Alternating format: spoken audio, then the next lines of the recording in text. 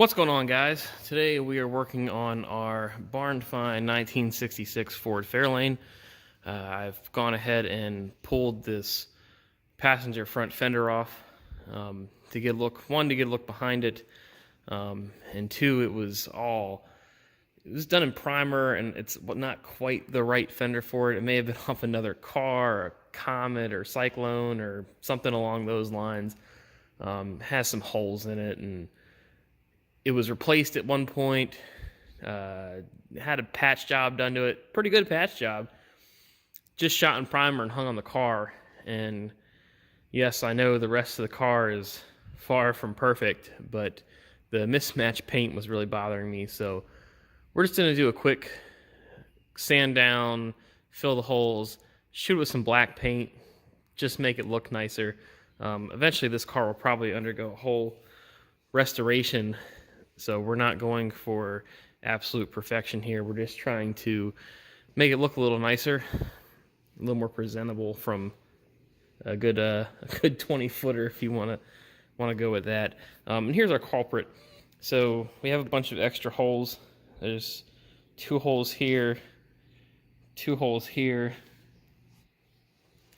a hole there, a hole there, and these are the only 2 correct holes right here. This is where the 289 badging would go. The rest of them, not sure. If somebody had emblems hanging off of it, it came off another car, what the case was. As you can see, there was some filler work done here. It was done pretty well. We're gonna touch that up, clean it up a little bit. We go over here. It had a fiberglass patch done on the back, and this is just a skim coat of filler on top. So we're gonna address this as well. I already got started. Basically what I did is I took just a regular disc sander with some 60 grit discs on it and knocked this back so I could see what was underneath the metal, and kind of started working the rest of this panel to make sure it was good. You can buy these panels new, and that may end up what's eventually going to happen, but I always try to reuse original sheet metal as much as possible, especially when it's very savable. And this is in pretty good condition. It's not rotted out anywhere. It just needs some touch up. That's what we're going to do today. I'm going to show you how to easily and inexpensively fill and cover these holes. We're going to get it sanded down, and then in a future video we'll go ahead and paint this up, shoot some black on it, rehang it. So what I've done here is I just got some sheet metal it's a scrap piece from another project I had. I have all kinds of metal laying around. Just matched it up, made sure it was close to the same gauge, and we're just going to go ahead and cut some small pieces out of here to use as a backing plate for our welder. You could patch those holes with fiberglass mat if you wanted to, if you don't have the ability to weld, don't have a welder, don't have the steel laying around. But because I have that stuff, I'm going to do it this way and do it with a weld. It's just easier. It's less filling work. It's less plastic filler to do on top. I may do a future video on how to do stuff strictly with fiberglass and fiberglass mat. I've done it before. You can get really good results with it if you're patient enough, but I have the equipment, so we're going to go ahead and just take a pair of tin snips and just cut some small pieces off of here to put on the back of the fender. It doesn't have to be perfect. It's on the back side. You're not going to see it unless you're doing a concourse restoration. At that point, you may want to use a brazing technique and try to fill the hole that way, lead filler, things like that. This is what we're going to do for our... I just want to use a small welder's mag to hold that from the back side.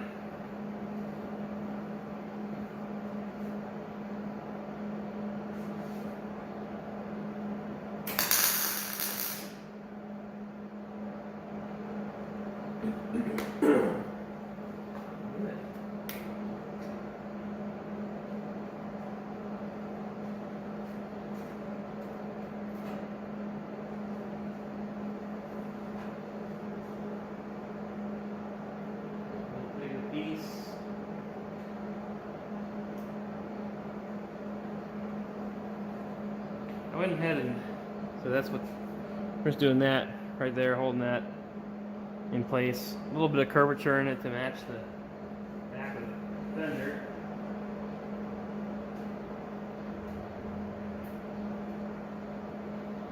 Just gonna sit her right in that hole.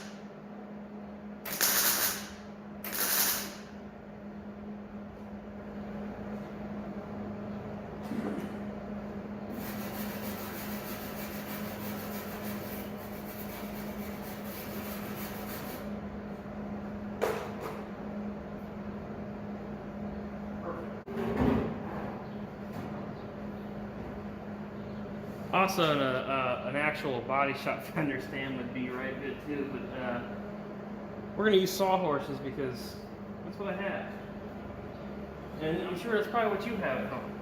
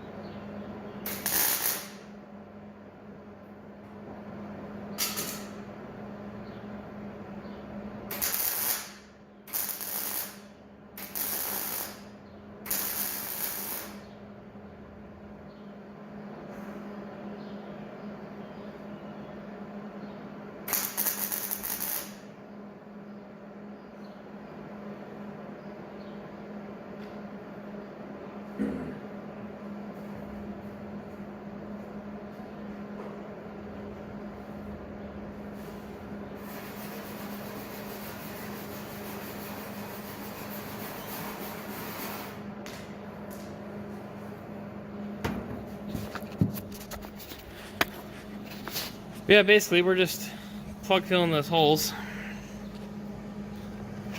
Get it focused. Just like that.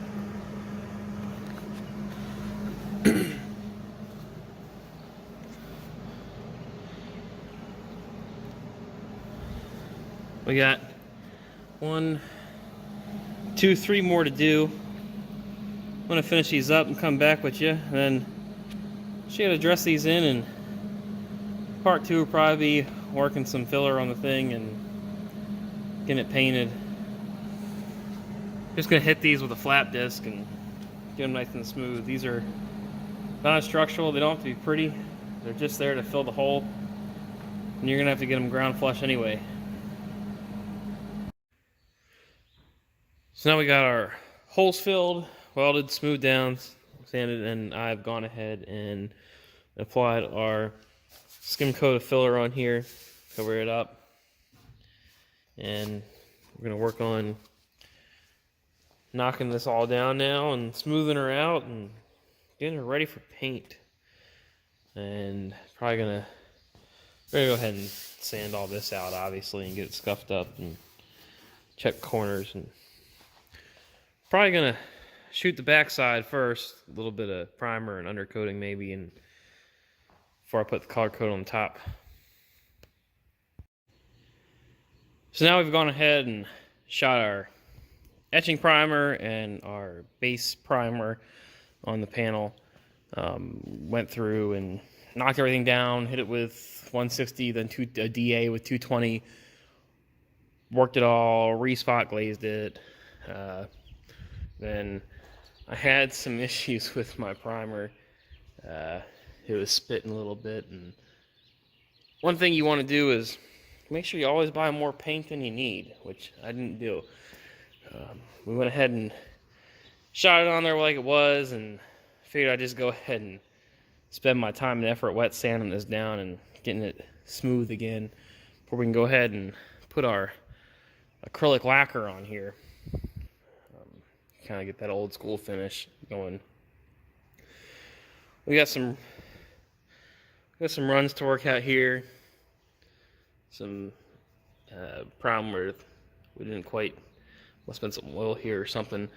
I went ahead and I wiped this whole thing down with wax and grease remover, let it dry, cleaned it off again, and then washed it down with acetone, and you still end up with spots. So this is the only problem with doing things in not a professional paint booth or environment. But we're gonna get this wet sanded down, clean it up, and the next time you see it, we'll have some actual color on it. And here's our finished, well, mostly finished product after spraying our black lacquer on there. It's far from perfect, as actually you can see right there, but it's good enough for a 20-footer like we're working with here. Color is going to match pretty well, and like I said, this car is going to get stripped down and restored anyway, and all these panels are going to come off and get refinished and professionally sprayed and all that jazz. We were just trying to make this look a little nicer than it was, and at least get the car all one color, because it's about 2 or 3 colors right now. So it was a nice little tutorial about how you can kind of do your stuff at home if you keep your expectations in check. No, you are not going to get a professional finish like you would at a shop or anything, unless you're running an HVLP gun and have a booth, or even a makeshift booth with some pressurized air and all that stuff. You're just not going to get it. But if you're working on this kind of stuff, and we're just working on these old beat up cars that we're just trying to keep out of the ground and give a new lease on life. I mean, look at this thing. We got this. So even the factory paint is really, really far from perfect, and you can see all kinds of little ripples in that door. And I think for what we're going with here, it's going to be just fine. That little spot there is next. I'm going to go ahead and I actually did some color checking here on this. We're going to go ahead and knock this down and get this painted next, just so it's all the same color. So there's ripples up there, evidence of a previous repair. I would not be doing this work like this if we were talking about a car that we're trying to make a very pretty, nice show car. This is a literal garage barn find, and we're just trying to make a decent cruiser out of it. I mean, it's got rust holes in the door, for Christ's sake, and plenty of really shoddy Bondo and filler work on this thing. So, like I said, you see what I'm working with here. Keep your expectations in line with your project. We could have gone all out. I could have taken this up to the body shop and had them do it probably for $200 and had a perfectly professionally sprayed fender. But then it would look way nicer than the rest of the car, and that's just not what we're going for here. So for about $60 of material and 3 days of my time, and if you count your time at 0, you'll have something that you can stand back and go, well, that's a whole lot better than it was. But all these principles that we've been doing here are a great way to practice and do a good job on something that really does matter. So we're still learning to do things in a way that will apply to a professional finished product. And I'm not saying you should half-ass your work. I'm just saying do the best you can for what you have that you're working on. We'll see you next time here at Wheels Forgotten.